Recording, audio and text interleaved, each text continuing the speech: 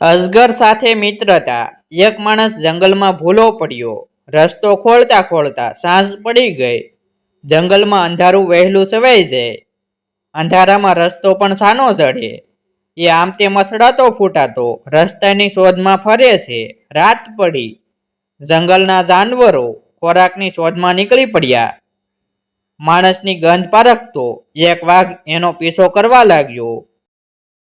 માણસને એની ખબર પડી ગઈ। એ ગભરાઈ ગયો અને જીવ બચાવવા જાય નાઠો। માણસ હજુ તો થોડે દૂર પહોંચ્યો હશે ત્યાં તો રસ્તામાં પડેલા એક મોટા અજગર સાથે ટકરાઈને પડ્યો। નીચે એના મોંમાં કોબો એક ધૂળ પેસી ગઈ। પડતા વેત માણસની નજર અજગર ઉપર પડી। એના મોતિયા મરી ગયા। ડરના માર્યા એનાથી ઊભું પણ થઈ શકાયું નહીં। એ મોતની રાહ જોવા લાગ્યો। એટલામાં એનો પીછો કરતો વાઘ ત્યાં આવી પહોંચ્યો। વાઘ માણસ ઉપર જેવો હુમલો કરવા જાય છે ત્યાં તો અજગરે વાઘને પોતાના મોંમાં દબાવી દીધો અને જોતજોતામાં વાઘનો ખાત્મો બોલાવી દીધો। માણસે હવે સુખનો શ્વાસ લીધો અને વિચાર્યું કે હવે અહીંથી નાસી જાવ તો અજગરના મોંમાંથી બચી શકાય।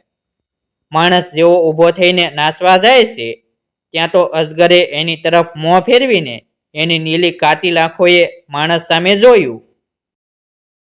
માણસ ભયથી ફફડી ગયો। એનાથી હાલી ચાલી શકાયું નહીં। એ સ્થિર થઈ ગયો। અજગર માણસને કહેવા લાગ્યો, ભાઈ ડરીશ નહીં, હું તને ખાઈ નહીં જાઉં। હું ન હોત તો વાઘ તને ખાઈ જાત। અજગરની વાત સાંભળી માણસને થોડી રાહત મળી। એના સુકાઈ ગયેલા કંઠમાંથી માંડ માંડ શબ્દો નીકળ્યા, હા આપની વાત સાચી છે। મારો જાન બચાવવા બદલ હું આપનો આભાર માનું છું। અજગર કહે, એવો વિવેક કરવાની કોઈ જરૂર નથી। માણસ ભારવશ થતા બોલ્યો, છતાં પણ હું તમારો કરજદાર છું। તમે મને નવી જિંદગી આપી છે, મારા પ્રાણની રક્ષા કરી છે। અજગરે પૂછ્યું, અહીં જંગલમાં શું કરતો હતો? માણસ કહે, હું આ જંગલમાંથી જતો હતો, રસ્તો ભૂલી ગયો છું। હવે અહીંથી બહાર કેવી રીતે નીકળી શકીશ? મને બહાર નીકળવાનો રસ્તો બતાવશો? અજગર કહે, આ જંગલ તો ખૂબ મોટું છે, ચારે તરફ ફેલાયેલું છે, છતાં કોશિશ કરવાથી બહાર નીકળવાનો રસ્તો મળી જશે। હું તારી સાથે આવીશ જેથી કોઈ જંગલી જાનવર રસ્તામાં તારા ઉપર હુમલો ન કરે। પરંતુ તારે અહીં 3-4 દિવસ રોકાવું પડશે, કારણ કે મારા ઈંડામાંથી બચ્ચા નીકળવાની તૈયારી છે। એ પછી આપણે અહીંથી જઈશું। માણસ કહે, ઠીક, તમે ખૂબ ભલા છો।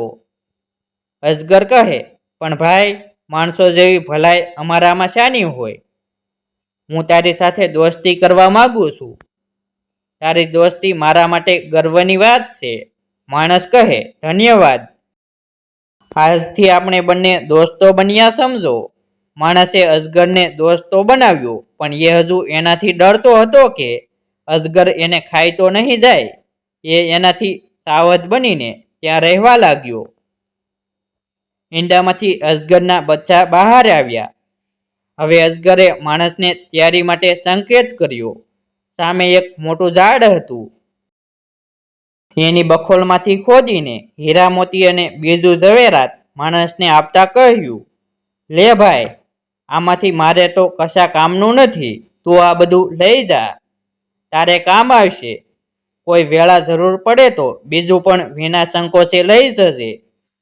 ઝવેરાત જોતા જ માણસની આંખો ચમકી ઉઠી।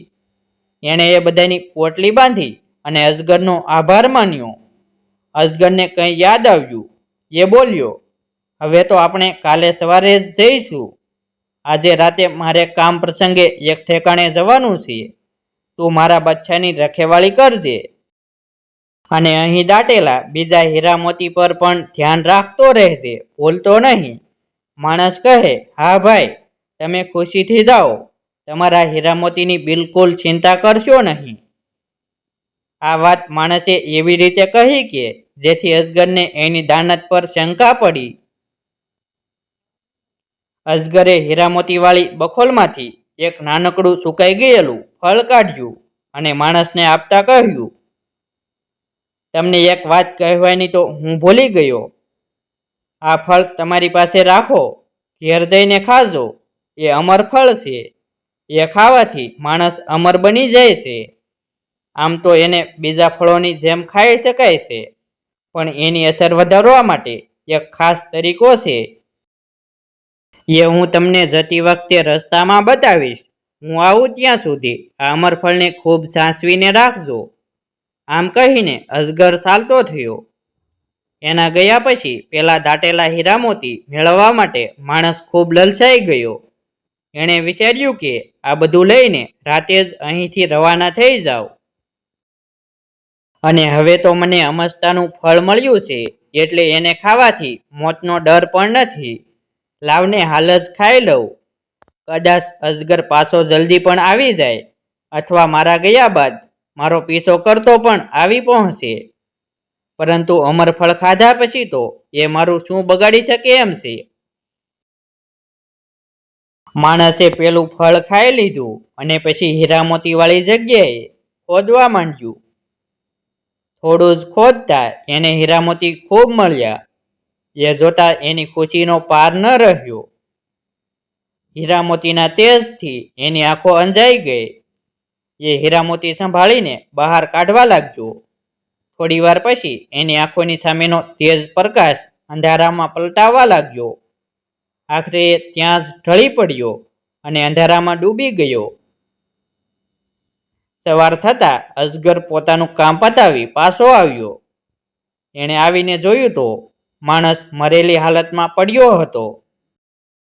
એની પાસે જ હીરામોતી આમ તેમ વિખરાયેલા પડ્યા હતા, પણ એનો ભોગવનાર તો શીર નિંદ્રામાં પોઢ્યો હતો. અજગર થોડી વાર પેલા મરેલા માણસ સામે એકીટશે જોઈ રહ્યો.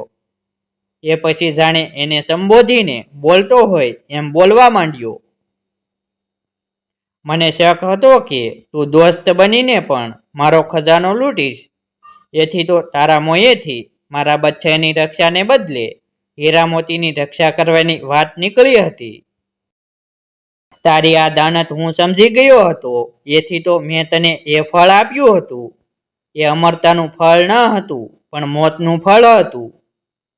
એક ઝેરી ફળ હતું. તારો જાન વાઘથી તો બચી ગયો, અજગરથી પણ બચ્યો, પણ લાલચથી ન બચ્યો. લાલચમાં લપેટાય તે તારો જાન ગુમાવ્યો. તે પેલી કહેવત સાચી પાડી, લાલચ બુરી બલા. આવા જ પ્રેરણાત્મક વિડીયો જોવા માટે અમારી યુટ્યુબ ચેનલ સબસ્ક્રાઈબ કરો.